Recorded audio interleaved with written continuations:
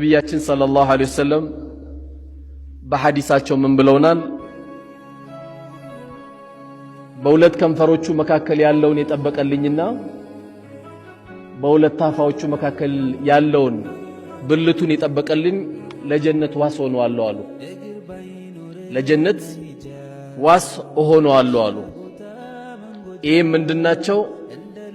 ሐራም ነገር ከመስራት ብልትን መጠበቅና አላስፈላጊ ንግግሮችን ተናግሮ ከሚያናግረው ምላሳችን የተቆጠበና ምላሱን የጠበቀ ሰው ለጀነት እኔ ዋስ ሆነዋለሁ አለ። አላህም በተከበረው ቃል ምላስን ሲያስጠነቅቀን ምንድን ያለው? ወይሉ ሊኩሊ ሁመዘቲን ሉመዛ አለ። ወየውላቸው ሰው ለሚያሙና ሰው ለሚወጉ አለ። ምክንያቱም ምላስ በጣም ይወጋል፣ ሰዎችን ከሥራ ያወጣል፣ ትዳር ይበጠብጣል።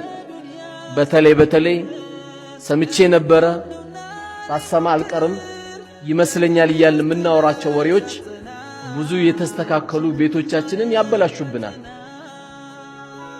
እና ይሄ ምላስ የሚባለው ነገር